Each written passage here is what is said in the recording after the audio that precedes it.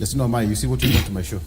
It's a good conversation because, you know, DG, when he finds me on the ground, I'm not paid says, we won't be friends. See what you've done? You're talking about cost of living. I'm happy that DG has yes, directly addressing you. Yes. I like that. Okay. Yes. So, what do you make of this? I ask a question whether Azimio has been vindicated at this particular point. Because if you talk about cost of living, it starts all the way from Moyale to the small island of Migingo Island, go to Lamu, Kiunga. Everyone talking about it. But where do you draw the line between politics and now the re-implementation to cushion Kenyans? Victor, in this country, we need to start remembering history, even if it's recent history. Yes. The first agenda of Azimio was opening the servers. Lakini haikuwa, it was not eating. How do you say? It was not marketable. So they realized, and Robert Alai has said once every time that it was marketable to sell the cost of living. Unfortunately, as Kenya Kwanza are the ones who opened their door to this. Somebody would ask, where's the lie?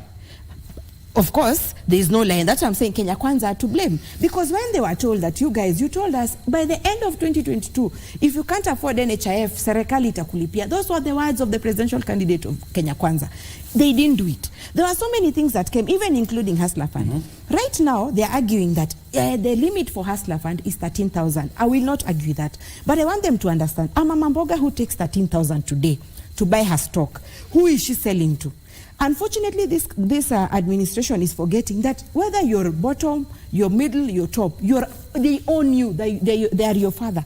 So the interventions should be focusing on everyone. So when Mama Mboga buys Mboga worth 13,000, which is very good, but the middle class cannot buy this product. Her mbogas will go to waste, they will rot, and she'll not be able to pay the tax. She'll not be able to repay the Hustler Fund. So in short, because when you look at how even Kenyans respond to, is this administration serving you? You will see a few people saying, hey, I have Hustler Fund for 13,000, blah, blah, blah. But they're forgetting, you cannot operate as the bottom, you cannot operate alone because you need middle class as your customers. Then we need the top guys who are owners of business to employ the middle class so that at least everyone, there's money circulating across the spectrum. Yeah. So I think Kenya Kwanza should first accept that they failed Kenyans by lying idea ilikuwa ya hustler, Mama Mboga na mtu wa boda boda.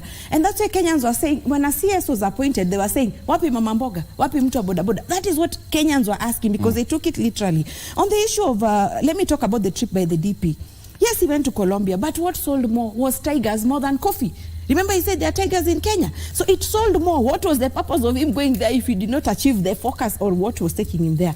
On the issue of borrowing, let me add that they have borrowed 1.5 trillion in 1 year. Uhuru borrowed 6.7 in 10 years. And then last week's newspaper, they said there's a risk of national exams not going on because of the government. They owe schools 29 billion. So Kenyans are wondering, if exams can't go on, where is the money going to? That's a question maybe you'll tell us. And then also on issues of subsidies, we can't get subsidies. Davis Chirchir told us they have covenants with IMF. So I started thinking, probably these are the same covenants IMF brought when people are saying, let us legalize industrial hemp. Because in their home countries, they are using industrial hemp. But in Africa, they are saying it's illegal. So let's start thinking about ukoloni mamboleo. Maybe we are being given money in conditions that are going to make our country move back. Finally, on the Petroleum Development Levy, they collect 5 shillings and 40 cents per litre. That is close to 25 billion. Right now, the large oil marketers are saying we cannot sell to these small petrol stations because they have not been given the money for last month. Remember, there was this price stabilization last month. So they are like, if you're not giving us our money, what you're going to buy will be just for us, not for the small distributors or the small petrol stations. When you go around, now a very big oil marketer has bought many of them because they can't afford or they do not have stock for fuel. And we are being told in the coming weeks there'll be a fuel shortage. So in short, can this government do the right thing? They collected 5 shillings and 40 cents last month from all Kenyans. And remember, since they got into power, they have been collecting 5 shillings and 40 cents per litre. Let them pay the oil marketers so that we move away from the looming fuel shortage. Let's take a break. Salma, when you come back, you have got so many questions to answer. On behalf of Kenya Kwanza, this is tough on you. Definitely. Nothing is tough. Let's take a break. We'll come back shortly with more discussion. Stay with us. Yeah.